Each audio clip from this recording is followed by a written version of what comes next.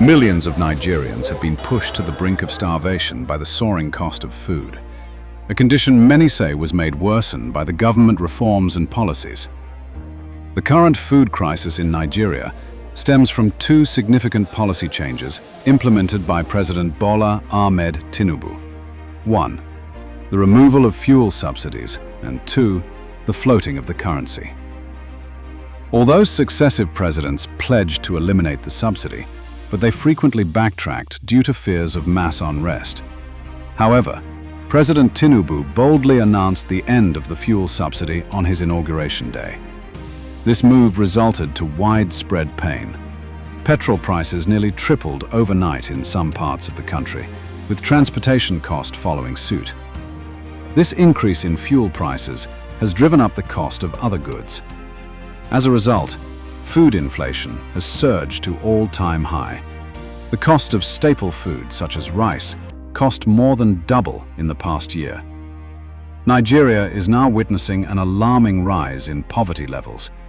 These have made the opposition parties form a coalition.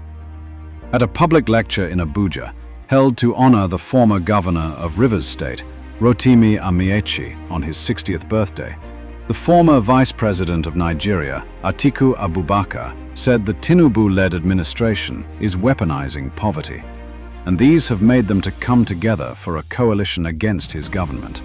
This particular government is weaponizing poverty.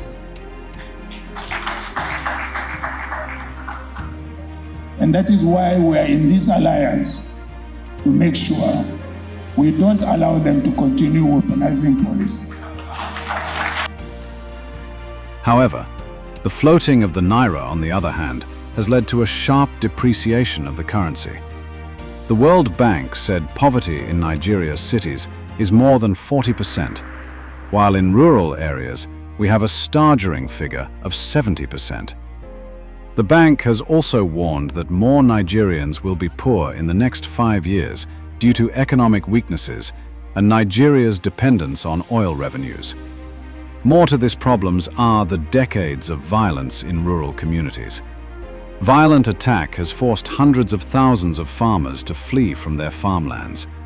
These have brought agriculture and commerce to halt. Experts suggest that investment in the agricultural sector will bring food security. But food security also requires physical security.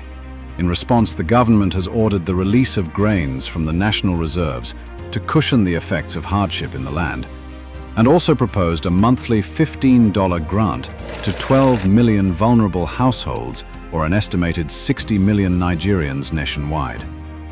For BDTV, Isaac Ogbini.